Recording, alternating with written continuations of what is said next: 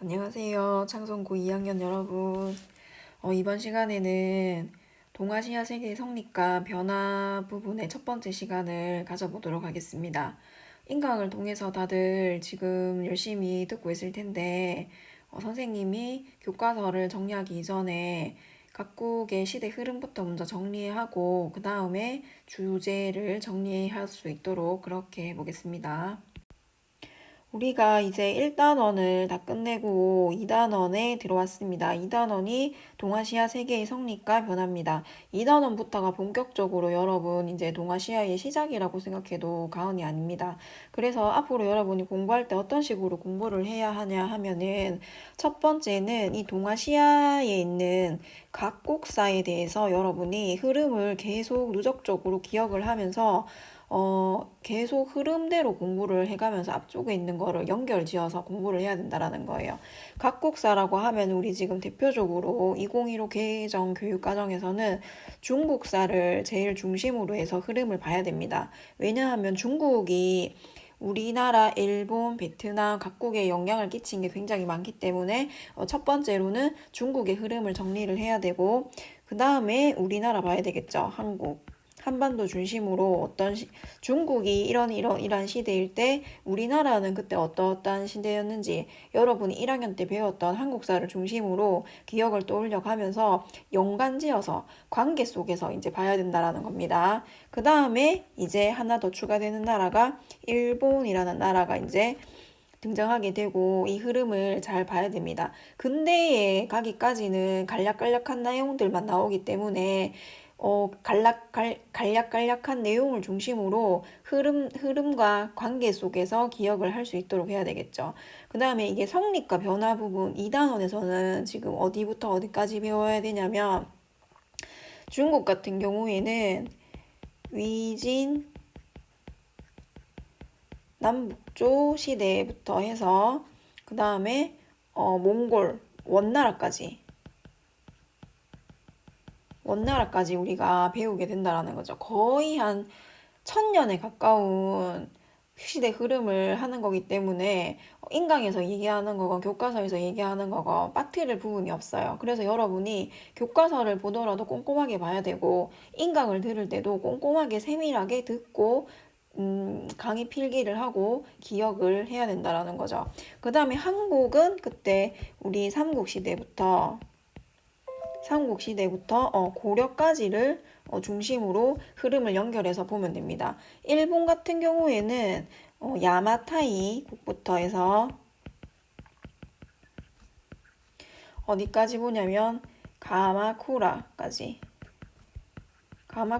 막부까지 여러분이 흐름을 요 세 나라가 위진남북조에서 몽골에 이를 때 한국은 삼국에서 고려이다. 그 다음에 일본은 야마타이국에서 가마쿠라 막부까지다 라는 것을 흐름, 각국사를 먼저 여러분이 기억을 해야 되고 두 번째로 여러분이 이제 교과서에 나오는 주제들 있죠. 주제사를 중심으로 기억을 해야 된다라는 겁니다. 근데 주제사를 먼저 공부하지 말고 흐름 위에 중국이든 한국이든 일본이든 흐름사 안에서 모든 내용을 이해한 다음에 주제사로 넘어와서 공부를 하게 되면 굉장히 쉬워요. 쉽게 공부를 할 수 있기 때문에 왔다 갔다 하면서 공부하지 말고 흐름대로 쭉 한번 여러분이 정리를 하고 그 다음에 주제사로 공부를 하면 된다라는 얘기입니다. 주제사 같은 경우에는 첫 번째 우리 교과서에 나오는 부분이 인구 이동 관련돼서 내용이 나오죠.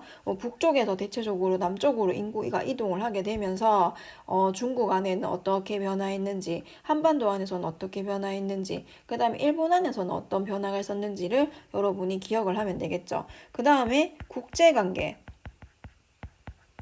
이러이러한 나라들이 어떻게 관계를 맺고 있었는지 이 인구 이동 다음에 그거를 또 중심으로 보면 되고 그 다음에 당나라 때 형성되었던 이 율령 체제가 각국에 어떠한 영향들을 끼쳤는지 어떻게 발전을 했는지를 살펴보게 되고 마지막으로 불교를 보게 될 거죠.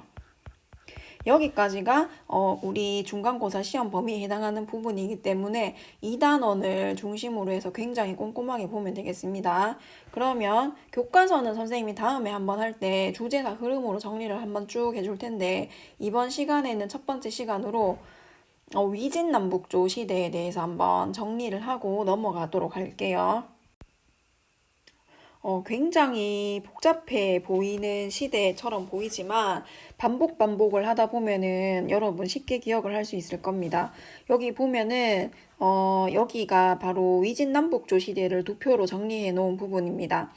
제일 앞에 나와 있는 게 지금 후한으로 나와 있죠. 후한 앞에 여러분 기억나나요? 어떤 나라들이 있었는지. 중국이 처음에 하,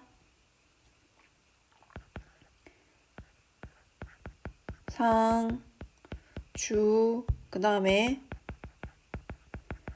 춘추, 전국시대, 그 다음에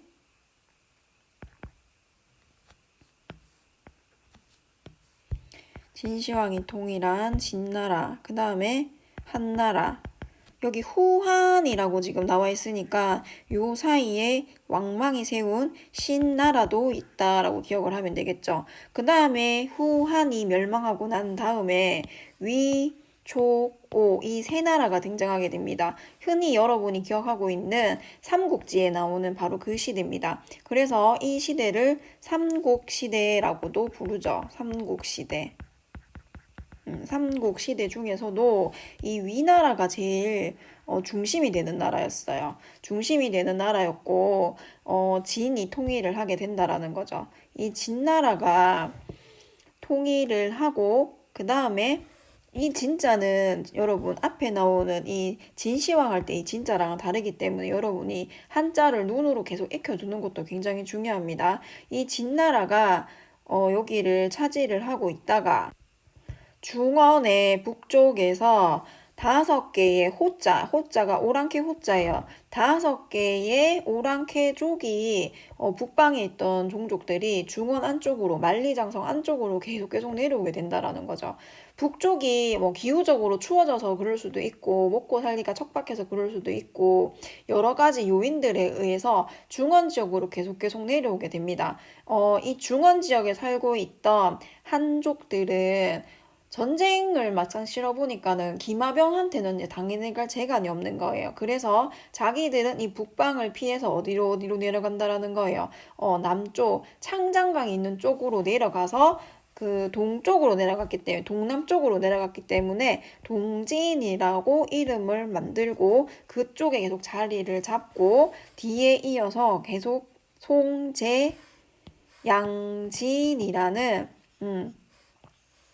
남쪽에 있는 여러 왕조들이 생겨난다라는 거죠. 그래서 여기를 남조라고 부르는 거예요. 남조. 이 시대를 남조라고 부르고 선생님이 여기 동진부터 해서 송제, 양진이 남조 시대에 해당하는 거죠. 이 5개의 오랑캐족이 내려오게 되면서 16개의 국가를 만들게 됩니다. 그걸 바로 5호 16국 시대라는 거예요. 5개의 오랑캐족이 내려오고 16개의 국가가 생겨났다라고 해서 그 시대를 5호 16국 시대라고 한다라는 거죠. 삼국시대도 그렇고 5호 16국 시대도 그렇고 이름만 들어봐도 어떤 느낌이 들어요, 여러분? 한 왕조의 이름이 아니니까 이 시대는 분열된 시대구나라는 거를 여러분이 흐름적으로 기억을 하면 된다라는 거죠. 그래서 그 다음에 중요하게 이 5호 16국 시대를 다 평정하고 북쪽을 전부 다 통일하는 나라가 바로 이 북이에요. 북이. 이 북이를 건설한 족은 선비족이에요.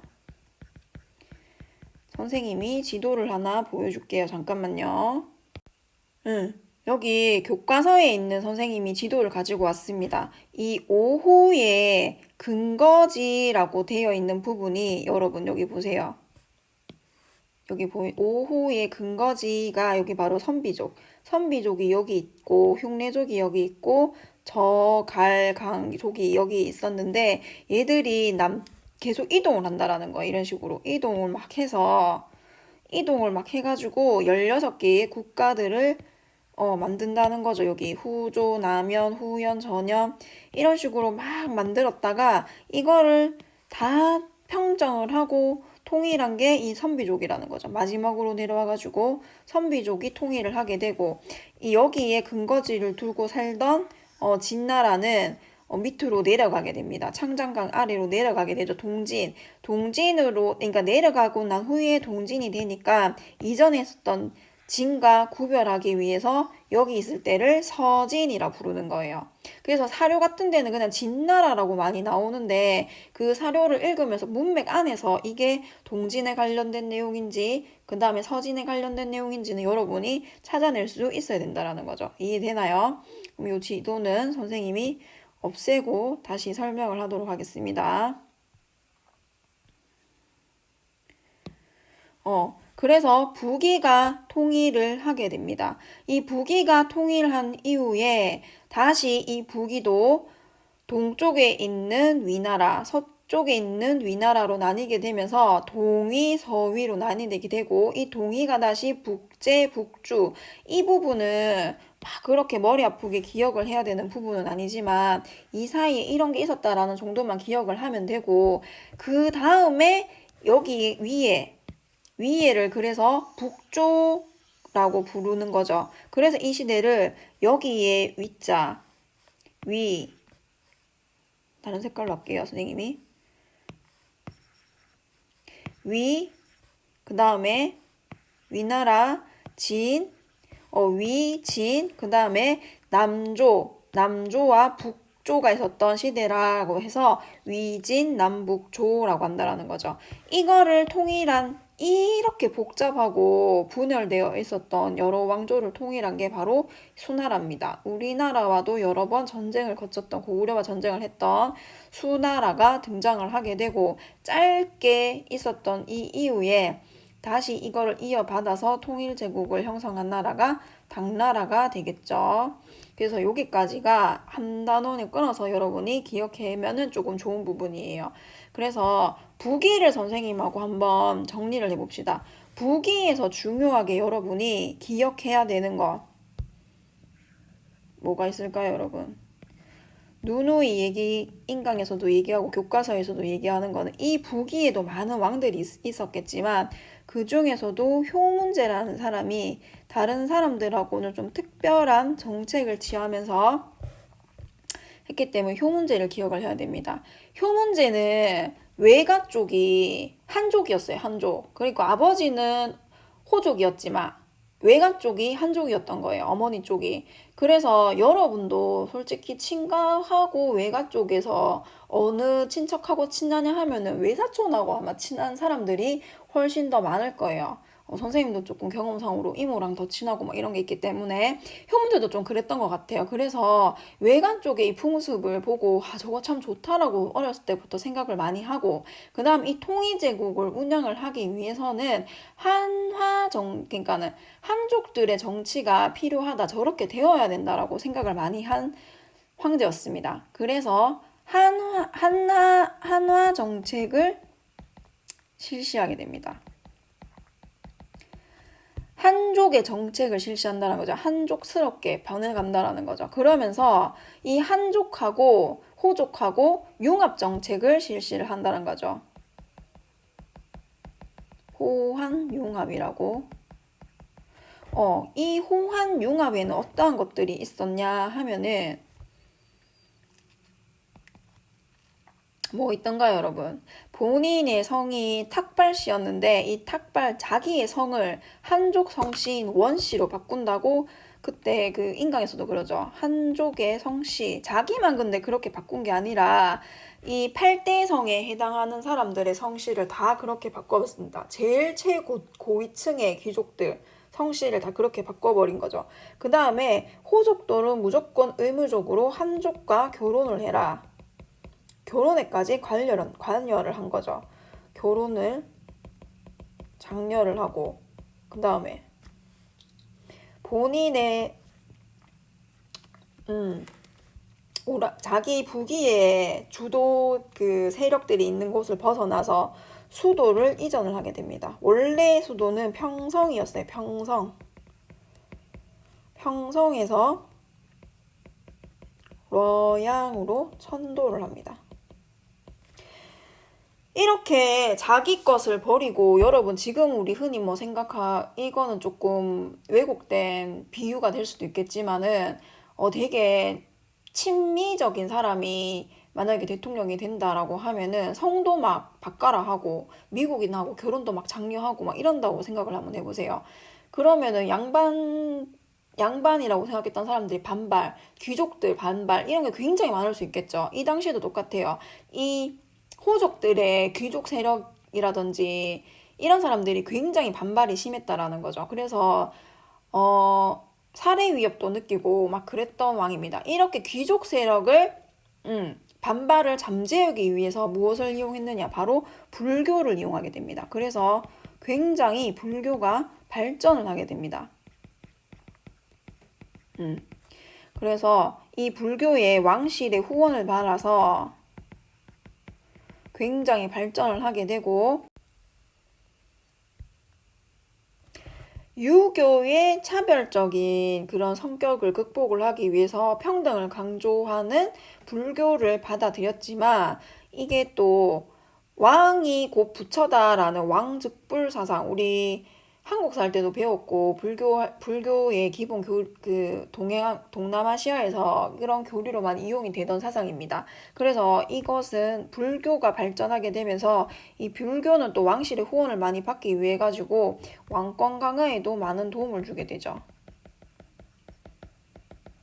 강화에 도움을 주게 됩니다. 불교가 발전하게 되면 뒤에 불교 파트에 배우게 될 건데 미리 조금 살펴본다고 하면은 대형 석굴이 이 당시에 어마어마하게 개차게 된다라는 거죠. 그 크기가 어마어마해요, 여러분. 이거 나중에 불교 배울 때 선생님이 한 번 더 설명할 건데 우선 이런 게 있다라는 거. 윙강, 룽먼, 둔항 석굴 등이 이 당시에 개착이 시작되고 큰 석산 하나를 깎아서 부처님을 조성을 하고 막 그런 일들이 이 당시에 일어나게 됩니다. 부기에서는 이 두 가지 정도는 반드시 기억해야 됩니다. 특히 이 효문제 관련돼서는 선생님이 사료를 이용해서 문제를 낼 거예요. 그렇기 때문에 교과서 꼼꼼하게 보고 선생님이 나중에 제시하겠지만은 제시하게 되는 사료에서 이 흐름을 여러분이 읽어낼 줄 알아야 된다는 겁니다. 그 다음에 밑에 한번 봅시다. 이 밑에는 뭐라고 했어요, 선생님이? 남조라고 했죠, 남조. 남조는 이렇게 뭉쳐가지고 기억을 하면 됩니다. 이 한족들이 북방에서 내려오는 호족들을 피해서 남쪽으로 내려가가지고 동진을 세운다고 했습니다. 동진을 세우게 되면서 여기 밑에다가 정리를 한번 해봅시다. 강남이 개발돼요. 강남이라고 하면은 창장강 쪽 지역을 얘기하게 됩니다. 이 당시까지는 여기가 되게 농사도 잘 되는 지역이다라고 우리 신석기 시대부터 조금 배웠는데 사람이 살기에는 적합한 지역이 아니었어요. 저습지고 습지고 많고 그다음 물이 굉장히 많은 곳이었기 때문에. 근데 북쪽에서 그러니까 중원 지역에 살고 있던 한족이 이동해 오면서 조금의 선진 기술을 가지고 있었던 거죠. 그런 기술들을 이용해 가지고 제방 둑을 쌓고 그다음에 물을 퍼내고 이렇게 하면서 훨씬 더 많은 개발이 이때 급격하게 일어나게 됩니다. 그다음에 동진의 수도는 어디였느냐?